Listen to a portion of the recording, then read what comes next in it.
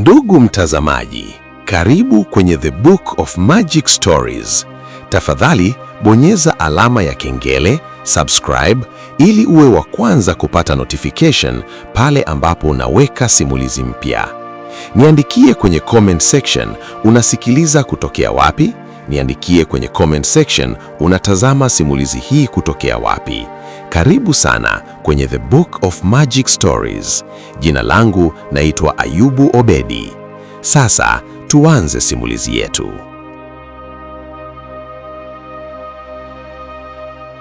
Usiku ulikuwa umetulia juu ya anga la bahari ya Atlantiki. Ndege kubwa ya abiria aina ya Boeing 777 ilikuwa inakata anga kwa utulivu mkubwa, taa zake zikimulika giza la usiku kama nyota inayosafiri. Ndani yake kulikuwa na abiria zaidi ya 300 kutoka mataifa mbalimbali. Baadhi walikuwa wamelala, wengine walikuwa wakitazama filamu kwenye skrini ndogo mbele ya viti vyao, huku wengine wakizungumza kwa sauti ya chini, wakisubiri safari ifike mwisho wake. Safari hiyo ilikuwa ikitoka Miami kuelekea Lisbon. Ilikuwa safari ya kawaida ambayo hufanyika mara nyingi kila wiki, na kwa kawaida hakuna tukio lisilo la kawaida linalotokea. Ndani ya cockpit, Kapteni Daniel Harper alikuwa amekaa kwa utulivu akitazama vifaa vya urambazaji. Alikuwa rubani mwenye uzoefu mkubwa wa zaidi ya miaka 20. Pembeni yake alikuwepo rubani msaidizi Michael Torres, kijana mwenye ujuzi mzuri wa urubani aliyekuwa akijifunza mengi kutoka kwa kapteni wake. Safari inaonekana kuwa tulivu sana leo, Torres alisema huku akiangalia skrini ya rada. Hapa alitabasamu kidogo. Ndiyo, lakini bado hatujaingia eneo lile. Torres alijua alikuwa anazungumzia nini. Mbele yao kulikuwa na eneo la bahari ambalo limekuwa likizungumziwa kwa miaka mingi na watu wengi duniani, Bermuda Triangle. Eneo hilo linafahamika pia kama Bahari ya Shetani. Ni sehemu ya bahari inayounda pembe tatu kati ya Florida, Bermuda na Puerto Rico.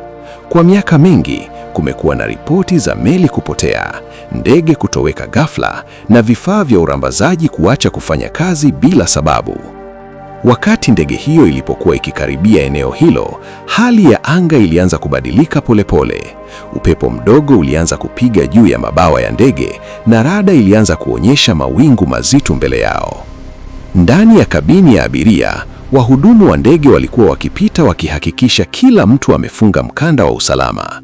Mwanamke mmoja aliyekuwa amekaa karibu na dirisha aliangalia nje na kuona mawingu makubwa ya ajabu yakikusanyika mbali mbele yao. Dakika chache baadaye, ndege iliingia rasmi ndani ya eneo la Bermuda Triangle. Ndipo mambo ya ajabu yakaanza. Kwanza kabisa, skrini ya GPS ilianza kupoteza ishara. Mistari ya urambazaji ilianza kutoweka polepole. Torres alikunja uso. Kapteni, tuna tatizo na GPS. Hapa aliangalia skrini kwa makini. Jaribu kuirudisha upya. Torres alibonyeza vitufe kadhaa. Kwa sekunde chache kila kitu kilionekana kurudi kawaida. Lakini ghafla, taa nyekundu ya tahadhari iliwaka kwenye paneli ya uendeshaji. Beep, beep, beep. Kompas ya ndege ilianza kuzunguka bila mpangilio. Redio ilianza kutoa kelele za ajabu kama mawimbi yaliyokatika. Control Tower, this is flight 908. Do you copy? Torres aliita kupitia redio. Hakukuwa na jibu. Walijaribu tena. Bado kimya. Ndani ya kabini ya abiria, baadhi ya watu walianza kuhisi kutisika kidogo. Ndege ilianza kuyumba polepole, kana kwamba imeingia kwenye mkondo wa upepo usio wa kawaida. Mwanamume mmoja aliyekuwa amekaa nyuma alimuuliza mhudumu wa ndege, "Kuna tatizo?" Mhudumu alitabasamu kwa utulivu, lakini moyoni mwake naye alikuwa ameanza kuwa na wasiwasi. Wakati huo huo, ndani ya cockpit, hali ilikuwa inazidi kuwa mbaya. Rada ya hali ya hewa ilizima ghafla. Skrini kuu ilipoteza mwanga. Kwa sekunde chache, cockpit ilibaki na mwanga hafifu wa vifaa vya dharura. Hapa alihisi jasho likianza kumtoka. Hii haikuwa kawaida. Nje ya dirisha la cockpit, waliona ukungu mzito wa rangi ya bluu ukianza kuzunguka ndege kama wingu lenye mwanga. Torres alishangaa. Hiyo ni nini? Hapa hakujibu mara moja. Alikuwa akijaribu kudhibiti usukani wa ndege unao ghafla ulianza kuwa mzito sana. Ghafla, upepo mkali ulipiga upande mmoja wa ndege. Ndege ilitisika kwa nguvu. Ndani ya kabini, abiria walishika viti vyao kwa hofu. Alamu kali ilianza kulia ndani ya cockpit.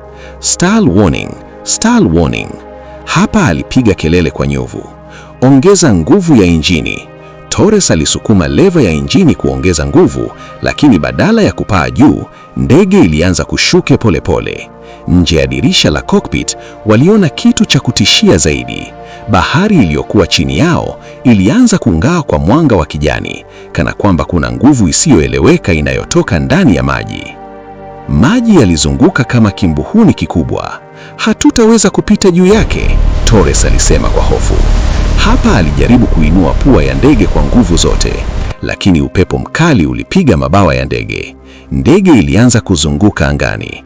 Ndani ya kabini, watu walipiga kelele. Mask za oksijeni zilidondoka juu ya viti. Mizigo ilianza kuanguka kutoka kwenye makabati. Sekunde chache baadaye, ndege ilivunja ukungu ule wa ajabu na kujikuta ikishuka kwa kasi kuelekea maji ya Digza la Atlantic Ocean. Hapa alipiga kelele kwa nguvu, brace for impact. Abiria wote walijikaza kwenye viti vyao, huku baadhi wakilia na wengine wakisali. Ndege hiyo kubwa iligonga uso wa bahari kwa kishindo kubwa sana. Mlipuko mkubwa wa maji ulipaa juu angani. Sehemu ya mbele ya ndege ilipasuka vibaya. Maji ya bahari yalianza kuingia ndani ya kabini kwa kasi. Watu walijaribu kufungua mikanda yao na kukimbilia sehemu za dharura, lakini ndani ya dakika chache ndege ilianza kuzama polepole kwenye kina Digza la Atlantic Ocean.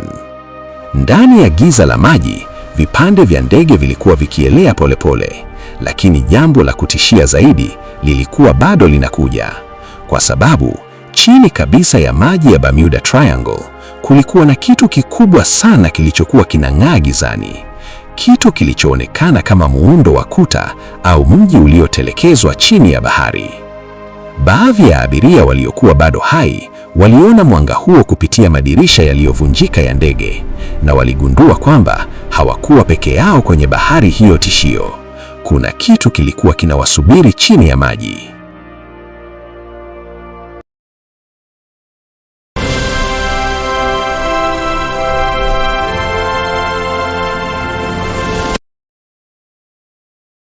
Ndugu mtazamaji, asante kwa kutizama simulizi hii mpaka mwisho, na pia kama umeipenda, niandikie kwenye comment section hapo chini, na pia unaweza kunitumia ujumbe mfupi kupitia namba yangu ya WhatsApp ambayo ni 0766947545, na pia kama una mchango wowote wa kifedha ili kuiboresha The Book of Magic Stories, unaweza kutuma kiasi chochote ulichonacho kupitia namba yangu ya M-Pesa ambayo ni 0766947545. Jina langu naitwa Ayubu Obedi. Tukutane katika simulizi zifuatazo. Asante na kwa heri mpaka wakati mwingine tena.